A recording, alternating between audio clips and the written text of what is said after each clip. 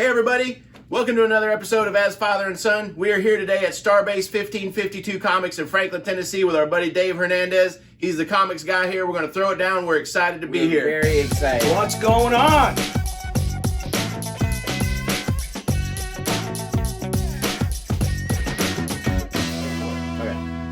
Okay, so Dave, how old were you when you first got into comics? It's funny you asked me that question because about 2 years ago I was thinking the same question. I had to backtrack on eBay. I was looking through, okay, which ones were my first ones I started looking at to give me an idea. And it was around Marvel Team Up in the 20-cent, 25-cent range. So I was about 11 years old when I started, guys. That's amazing, 11 man. years 11 old. years That's old. awesome. 20-cent comics, 25-cent comics. So yeah, you can get 4 or 5 comics for $1. That's amazing. That's Oh, yeah. nuts. Now, I remember being a kid and my dad taking me to, just whatever store. Like, I think Lionel Play World was the big thing when I was a kid. But my thing, like, he would always buy me bubblegum cards. And it started for me, I remember, like, I don't have them anymore. I wish I did. But the very first Rocky movie, they took me to see Rocky. And I had the bubblegum cards from Rocky. And that is what got me into collecting with, comic books and action figures and all those things. So that got me into it at a very young age, just like you, man. I hear Super you. cool. I hear you, brother. And he raised me on the superhero Nice. things. I mean, I watched Batman the Animated Series, the Justice League cartoons, Yep. like all of the cartoons, like Netflix when they had all the Marvel stuff. Gotcha. Cartoons back in the day, I watched them with my mom. And No, stuff, I hear you. so- I hear you, yeah. man. Definitely. Super cool, man. Yeah, I hear you, bro. Okay, Dave, so what got you interested in comics in the first place? I can't really pinpoint the exact thing that got me interested, but I think it was more like the cartoons on TV. Oh, yeah. I used to look forward to those Saturday mornings. Yes, Saturday morning They were cartoons. They were designated for cartoons. Yes, absolutely. Just hours, and I would always look forward to September, not starting school after Labor Day, but getting September and those the new cartoons that were coming out. I always remember in the that. fall, Yeah. man. Just totally and it looking was, forward to and that. it was superhero, Super Friends. Yes, Super Friends, man. Those Spider-Man. oh my and then gosh, yes. Spider-Man is Amazing Friends. All that Yes, stuff later on. Me and my mom have been rewatching that on Disney Plus. Oh yeah. We've been rewatching Spider-Man. It's just classics, Oh, man. They were yeah. simple and to the point. And Yes, they very got simple. you interested. It's like, let me go in that store, spin that rack that made noise, Yes. and let the guy know some kid was playing with the comics. Yep. You know what I'm saying? What about Blue Falcon and Dog Wonder? Did you ever watch Blue Falcon? Yes, I watch all of that stuff. And Dog Oh, yeah. Did you ever see the Wonder. Laugh Olympics, Scooby-Doo? and Yes. Oh, yes. We're Scooby-Doo talking Laugh Olympics. Captain Caveman. Captain Oh yeah. Caveman. Goofy stuff. Goofy stuff, man. It's So goofy. fun. Hong Kong Phooey. Yeah.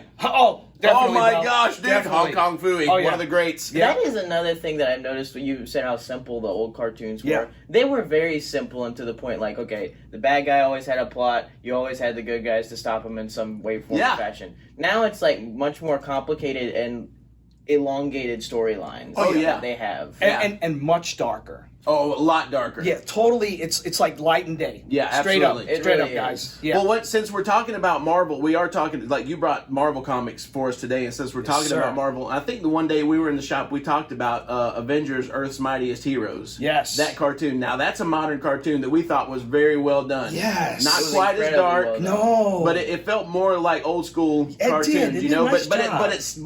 but it's mature enough to where it doesn't feel like it's A for kid's little cartoon. kids. Like, it's not No. cheesy at all. No, It's no. like it had a consistent plot between like the seasons, and I mean Yes. there were only 2 seasons, but Yeah. it had a consistent plot between No. all of them. Yeah, you can. I mean, So- the parents can sit with the child and watch television. Yes, without worrying exactly. about it. That's what it should be. Exactly. Well, and that's the way I felt about The Mandalorian when The Mandalorian came out, man. Because Classic. it's like we all gathered around as a family and watched The Mandalorian. because It was- because we always talk about how it's the perfect '80s TV show. yeah, Oh yeah. exactly. No. It's probably one of the best Star Wars series since the original ones Oh, yeah. in the late '70s. Oh, we man. can't keep the Mandalorian in the shop. Oh my gosh, He that's comes amazing. and goes, dude. That's he so comes awesome. and goes, That's just so like awesome. just like the season. He just came and went. You know what I'm saying, bro. brother? Came and went. Oh Now yeah.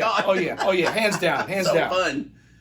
So, what are some of your favorite comic books? Like, yeah, I'm a big Marvel fan. I grew up with DC and Marvel, but as time went on, I separated them. And when you come into my house, there's a sign above the game room / bonus room that says "Welcome to the Marvel Universe," That's awesome. and I'll leave it at that. So I'm a big Marvel fan, okay, and I love Silver Age. Meaning 12-cent comics, early, late 10-cent ones, and even into the bronze. And as I can see right here on the table, these are some of my favorite ones. Love covers. I'm a big fan of the artwork. Yeah. And I know it sounds kind of weird, but I don't read comics much. I just love the artwork. Yeah. The artwork is amazing. Yeah, it's just great. It's just classic. It's clean and simple. I'm a big fan. Steve awesome. Ditko did a phenomenal job, like with the artwork with Spider-Man. Oh yeah, and you're Jack talking Kirby. about you're talking about the greats, Right, okay? exactly. Stan Lee, creator / co-creator of these books, he was surrounded by these co-creators: Steve Ditko, John Romita, Yeah. Jack King Kirby. Oh my gosh. I mean, How could you go wrong? And I then know with it. Stan Lee's imagination, Exactly. he blew it up. I know it. He blew it up. So like I'm a huge Batman fan. Batman is probably he is definitely hands down my favorite superhero of all. I hear you. And I also love Superman. Yeah. And now I love Batman and Superman from the Silver Age of comics, and those two guys are absolutely fantastic. But I'm gonna tell you, man, I have such a respect for what Stan Lee and Jack Kirby did. Yes, sir. And all the heroes that they created, and they had such a cohesive universe, right? Yep, I mean, and the way, and also like the way that I think Kevin Feige did a really good job of respecting that when he put all those movies together, bringing the characters to life. yeah. And so anyway, so even though Batman and Superman, because oh my gosh, man, love those, but still I have such a healthy respect for Marvel and what they've done. I hear you, brother. And I think that now we're like on the subject of Marvel and DC. I think that I've always thought that Marvel had a certain like fun lovingness that DC did not. Yeah. Like DC was always darker, it was always more gritty and stuff. Agreed. While Marvel always had that playfulness. Like, okay, here's Spider-Man swinging down the buildings and stuff. Like you could always, it was just always more fun loving than Yeah, and I always remember the interview with Stan Lee. He wanted things to be real. Yeah. He used streets in New York. Yes. These guys hung out in New York. Yep.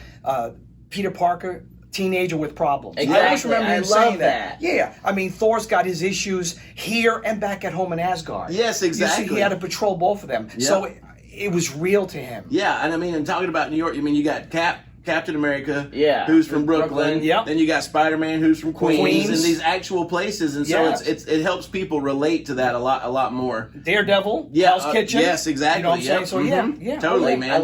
always, because Spider-Man is my favorite superhero, and I love how Stan Lee was able to put the teenager aspect into him to make it like more real. And, Oh, like, yeah. Like this is, if a teenager became a superhero, like that's what this is. Oh yeah. I mean, he had problems. Yeah. Plenty of There was no problems. acne mentioned in his teenage years, but he had other problems as a Yeah, teenager. exactly. Schoolwork, girlfriends, Except girlfriends. geekiness. I mean, like, he dorky. went- Yeah, he had it all. Like, and he always like chose to do the right thing. It was like even like there was a time where he could hang out with one of the girls he liked, or he like had to get this school assignment done or something. He always chose to keep his responsibility as Spider-Man to help like others. You know. Yeah, and I understand. I like that because he had a conscience. You know Oh what yeah, I'm saying? absolutely. And a lot of heroes do. Don't get me wrong, but he had a conscience. And ever since he messed up with Uncle Ben Yeah. and dropped the ball, Yep. he was never the same after No, that. ever. You know, Never. we always hear that quote about great responsibility that Yes. Stan Lee put Like, in there. you always Classic. hear that. Oh, it is Classic. absolutely classic. Yeah, Absolutely. Yeah, I hear you. All right, so a few minutes ago we talked about Aiden's favorite superhero and my favorite superheroes. So who are your favorite superheroes? Spider-Man started off right off the bat. Yeah. A huge Spidey fan. I just love it. And then Thor crept in there, okay, sometime in the early 2000s. And the only reason Goldilocks got in there, and that's You called him Goldilocks. that's not what I call him, but that's where Stan Lee used to call him. Yeah. He had Yeah. nicknames. Green Yeah. Skin for Hulk, you know what I'm saying? Yeah. Hornhead for DD, Daredevil. Yeah. You know what I'm saying? That's But awesome. I got a small collection of Thors, and I read them, and I'm like, this guy's a bad dude. Yeah. He won't give up. Yeah. He's very prideful. Yep. You know what I'm saying? So I started reading his stuff. I'm like, I got to start collecting his comics. So I started. awesome. You know what I'm saying? And that's why today I bought two of my favorite Thor comics. Yes. And 3 of the Spider-Man comics with me today. That's awesome. All right, so tell us, please, tell us about your comics that you brought. So basically, all the way over here to the left, Journey to Mystery 112, one of my favorite covers, classic Hulk versus Thor. Mm-hmm. All right, and what Which I like. is such a good matchup. Oh no, and it is, and the artwork is so simple, and Hulk's got that Frankenstein look to him. That's very with maybe I Frankenstein. think there's like 4 toes on him at the time. You know what I'm saying? Later on he'll get his extra toe. Don't worry about it. He goes back more normal. You know what I'm saying? It's But just like the cartoon. and then, but I didn't know about this issue was this fight actually took place in Avengers number 3. Oh, wow. And it's notorious when Stan Lee puts at the bottom, see Avengers 3. Because even though it's Journey into Mystery 112, we go to Avengers 3 where Submariner and Hulk are fighting the Avengers in the cave. At one point, Hulk and Thor disappeared. Oh, my But gosh. we didn't see the fight. Oh. But he relives it to some teenagers on the street Yeah. who are arguing among who's the strongest. That's Hulk or awesome. Thor, See, and they're stuff holding like up that's sticks. fantastic, Yeah, they're yes. holding up sticks with each superhero's face on it. Yes. Hulk is, Thor is. That's In awesome. a previous comic, they had that, and like you could tell that that's where that fight took place, but Oh. they didn't reveal it until No, later. you got details here because he's explaining to the kids. Yeah. You know what I'm saying? It's like, it is sick. And I feel like Stan Lee was really good at that. He's such a good storyteller. Yes, He and very is. he is. Yeah. It's really all about him. Yeah. He was the foundation. I mean, Yeah, he really absolutely. is. Oh, yeah. Super cool, Like he was man. able Oh, to yeah. like do the stuff that he wanted to do. Oh, and, yeah. like, all the stuff that was in his imagination. Yeah, Yeah. absolutely. And then now my other one is over here. It's Silver Surfer number Yes, 4. which is amazing. They didn't make a lot of them. It's a low distribution number, but the cover alone. Don't ever let anyone tell you that Marvel's not a big Major League Baseball fan. Yeah. We're talking batting practice. Oh, yes. All right. You can totally see Oh, that. he's about oh, to my nail. gosh. Yes. He's about to nail the brother. Amazing. You know what I'm saying? So I love it. He's about to haul off on that hammer. You know what I'm saying? Awesome, yeah. Yeah. So I mean, I Strike love one. that. Oh yeah. Just and it's on the Rainbow Bridge. It's a black cover. Oh, It's yeah. one of my favorites. That's awesome, One of my man. And, well, the favorites. artwork's beautiful on that. Oh no, it is. It's classic. It's a classic. Awesome. Oh yeah, yeah. And then we got your Spideys right here. Yes, please tell us about the So Spider-Man basically, comics. one of my favorite covers is the Green Goblin, the first Green Goblin. I've heard people mention like one individual mentioned he's riding on a vacuum cleaner. Yeah. Because that's the way it was back then. It's some of the art was very cheesy. Oh, all yeah. the storyline, especially in the early times. Classic cover, love the yellowness to it. And then we go from Steve Ditko and we transition into John Romita's Spider-Man. And Stan Lee wanted him to kind of keep it simple.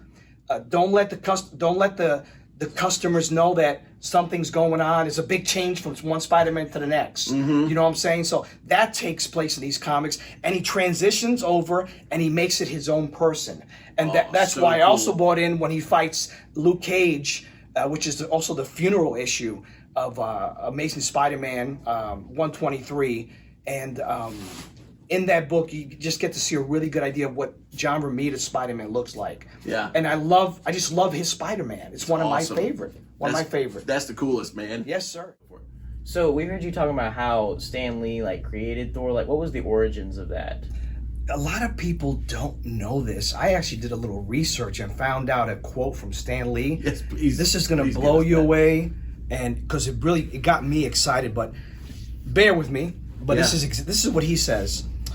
Stan Lee said, "How do you make someone stronger than the strongest person?" And he's referring to Hulk. Yeah, okay. Okay. It finally came to me. Don't make him a human. Make him a god. Small g. I decided readers were already pretty familiar with the Greek and Roman gods. It might be fun to delve into the old Norse legends. Besides, I pictured Norse gods looking like the Vikings of old, Yeah. with the flowing beards, horn helmets, and battle clubs. Journey into Mystery needed a shot in the arm. Yeah. And that's where he first appeared. Journey into Mystery number 83. Yes, Okay. sir. So I picked Thor, he said, to headline the book.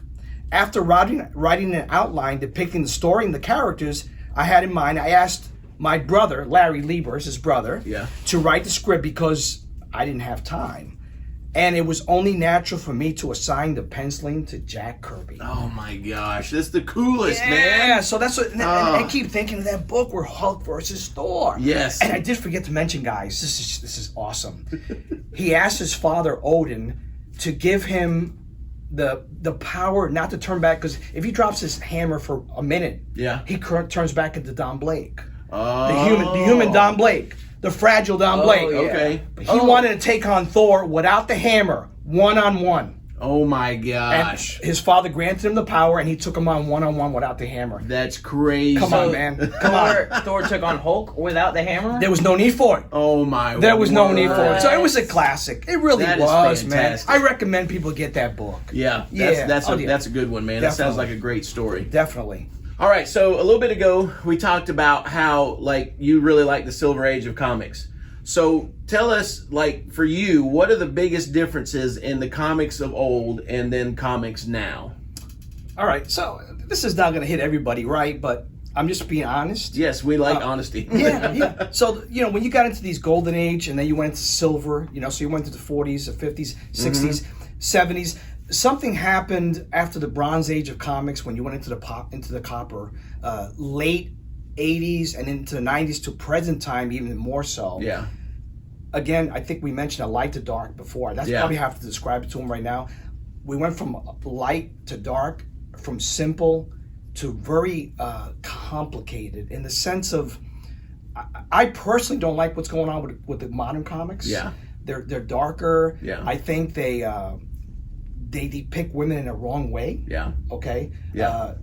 In the sense of not enough clothing. Mm-hmm. Yeah. Okay, I'll put it in that sense. So I agree. I think that's the biggest thing, and then everything it's become very gory. Yeah. And again, dark, I think, describes a lot of stuff. Yeah, that I'm talking absolutely. about. Exactly. And if you would, I kid you not, if you would take a book from the 60s, 70s, and 80s and then put it up against everything afterwards, you'll see the difference. Oh yeah, you can totally see you the could totally difference. see the difference. Yeah, and I've had people admit that to me who read modern books. Yeah. Okay, it's not stopping them from reading it. Yeah, exactly. Okay, that's their choice. Yeah. But even they'll tell you, you're right. Yeah, I mean, it is a big difference because there's a lot of stuff, that as a dad of a teenager, and of course I have a little one. Amen. And I have to be careful, what I let them see and what I don't let them see, because it's huge for teenage boys especially, man, to be looking at women that are not completely clothed, and not only that, but then all the gore and the violence, and I mean you just have to be careful with that kind of stuff. It's like this. It's like once you see it, you can't unsee it. Exactly. Yeah, and that stuff can mess with you, man, through time. It just can. And like half the stuff they show on these comics are just not okay. Like I couldn't read plenty of the ones that exist, because of all the junk they have. Oh, there's a lot of stuff that I would love to read that I won't even read. No, and I agree with that. Yeah. Because we become as a society desensitized. Yeah. Okay. A lot. Whether it's Very music, much so. movies, comics, books, whatever we read, we become. Yeah. Just like whatever we eat, we become. Yeah, Okay? exactly. And if we went from having a comic, code approval stamp in the corner to now it says rated teen plus, mature. Yeah. The ratings have changed. Yeah. You know what I'm saying? Oh, yeah, According they to the absolutely storylines. have. Yeah, of course.